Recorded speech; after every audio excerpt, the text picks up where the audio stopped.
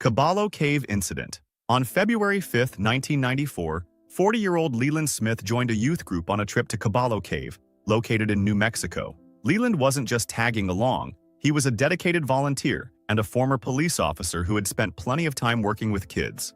The trip was being led by experienced caver Steve Pierman, and the group was made up of students and a few other adult volunteers. Caballo Cave had always been considered safe, especially for beginners. The route in and out of the cave was standard, well-traveled, and had been crossed by hundreds of people without incident.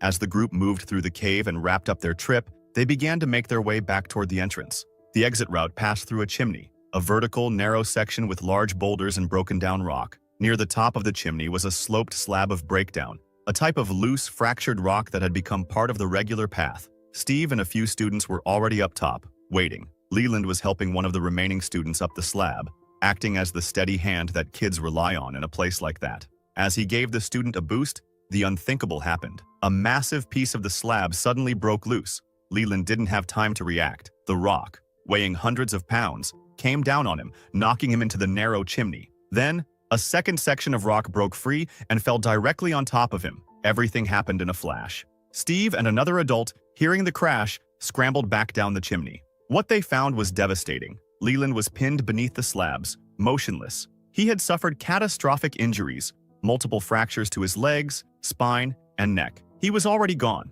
There was nothing they could do to move the boulders. The rocks had settled deep into the crevice, wedging themselves in so tightly that even shifting them slightly was impossible. The group, shaken and horrified, made their way out of the cave and called for help. The next day, a specialized team returned for the body recovery operation. The site was unstable, and they had to use shoring equipment to keep the remaining slabs from collapsing further. The rescuers found that the slab that had crushed Leland had been held in place by flowstone cementing, a thin mineral deposit that gave it the illusion of stability. No one had known it was fragile. It had looked solid. Then, a new problem emerged. Leland, as a former police officer, had been carrying a concealed semi-automatic pistol in a shoulder holster. It was fully loaded. Before anyone could move the rock or the body, a law enforcement officer had to enter the narrow chimney and safely remove the weapon. As the operation went on, rescuers slowly began removing debris. It took hours.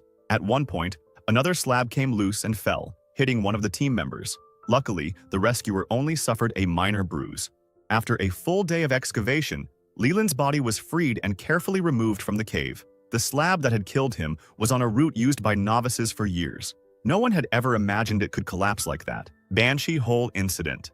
In November 1992, 4 men descended into Banshee Hole, a remote vertical cave hidden in the forests of eastern Tennessee. The cave was known for its impressive 95-foot entrance shaft, which opened into a twisting series of narrow passages and chambers below. It wasn't the most dangerous cave in the region, but it wasn't suitable for beginners either. One of the men, later referred to in reports only as the victim, had never been in a vertical cave before. His experience came mostly from reading caving books and practicing knots on trees. He had just bought some basic gear and was eager to try real caving. Despite his inexperience, he was the most enthusiastic of the group. He volunteered to go first. With help from the others, he clipped into a fixed rope that was already anchored above the entrance and rappelled down into the shaft. One by one, the others followed, descending nearly 100 feet into the earth. The group explored the horizontal sections, moving through crawl spaces and tight turns until they reached a large, unfamiliar chamber. In one corner, they noticed a small, hidden tunnel, partially covered by flowstone. It looked unexplored, but daylight was fading, and they agreed it was time to head back. The only exit was the same vertical shaft they had used to enter. To avoid putting too much strain on the rope, they decided to climb out one at a time. Once again, the least experienced member volunteered to go first. His climbing setup was dangerous. He had fashioned a chest harness out of nylon webbing that wrapped tightly around his upper torso. He had no seat harness to distribute his body weight. He used 2 mechanical ascenders called Jumars and a pair of foot slings to inch himself upward. Worse, he had clipped the webbing directly to the rope with a carabiner, meaning the full force of his body weight would be concentrated on his chest and ribs. At first, he slowly made progress. The group watched the light from his headlamp disappear as he ascended. But just 10 feet from the top, he hit a problem. Near the surface was a feature called the lip, a sharp ledge where the cave flared outward. To get past it, climbers needed to pull themselves up and over, something that required upper body strength and proper gear. Without a seat harness, the improvised chest webbing pulled tighter every time he tried to move. He couldn't breathe or reposition himself. He was trapped. The group realized something was wrong when they heard strained, shallow breathing echoing down the shaft. Two cavers quickly climbed up to help. One tried pushing him from below, while the other adjusted the webbing. But nothing worked. It only made the harness squeeze tighter. One of the men exited the cave and called for help. Roughly 40 minutes later, rescue personnel arrived. A team rappelled down and rigged a pulley system to lift him the final few feet. As soon as they pulled his body over the lip, it went limp.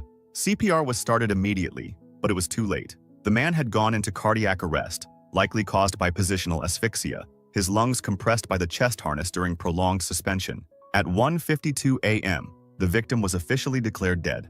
Ellison's Cave Tragedy. 10 students, 5 boys and 5 girls, from the University of Florida decided to go caving. The lead planner was 20-year-old Grant Lockenbach, who was to celebrate his birthday the following week. Grant, Michael, and some of the other students had gone caving before. This looked to be just another adventure. On February 12, 2011, they decided to explore Ellison's Cave, an over 1,000-foot deep cave nestled in Walker County on Pigeon Mountain in Georgia. This cave is considered the 12th deepest in America. But what's more striking is that it houses the deepest freefall pit in the U.S., the Fantastic Pit, nearly twice as tall as the Statue of Liberty. To get there, the students traveled over 400 miles the previous day. They reached Georgia in the afternoon and booked a hotel close to the wildlife management area where Pigeon Mountain is located. The following day, they got up enthusiastically and prepared for the climb. Dressed in casual clothing, they packed their caving essentials, headlamps, helmets, and ropes, into their vehicles. But they left their phones behind, a decision they would come to regret. As the group ascended the mountain, the cold intensified. Unfortunately,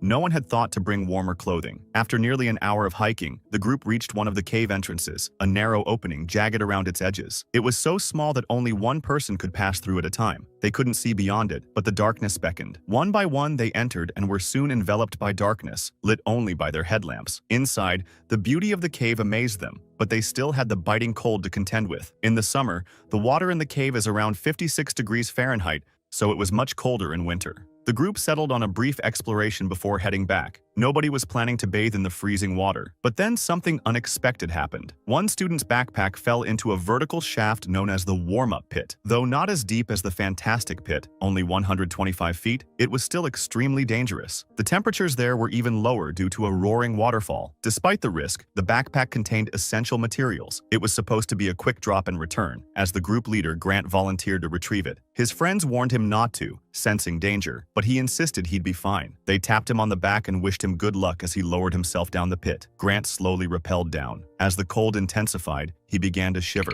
Further down, the roar of the nearby waterfall grew louder. Still, he could hear his friends encouraging him. But halfway down, disaster struck. As he descended farther, Grant came face to face with the wailing waterfall. Now shivering violently, he tried to avoid the freezing water. But then, he heard a jolting sound from his harness and rope. He stopped moving. In panic, he tried to adjust, but the rope only tangled around him more. Eventually, the freezing water drenched him. He screamed for help, but his shouts were drowned by the waterfall and his chattering teeth. His friends heard him faintly and shouted back. Michael didn't hesitate. He strapped on the same rope and descended to help. Michael reached Grant, who was incoherent, shivering, and barely able to move. He yelled an update to the others above, but soon, Michael too became entangled. He was also soaked by the freezing waterfall. Now, both were trapped. Hearing this, the group above panicked. Some stayed behind to keep talking to the boys, while others raced down the mountain to call for help. In less than 30 minutes, they reached their car, retrieved their phones, and called 911. It was 2:19 p.m. Back in the cave, Grant and Michael's voices grew fainter. Their friends tried to keep them conscious with encouragement and prayer, but the cold was too much. It drained their energy, slowed their hearts, and weakened their lungs. After 30 minutes, their voices went silent. Their friends,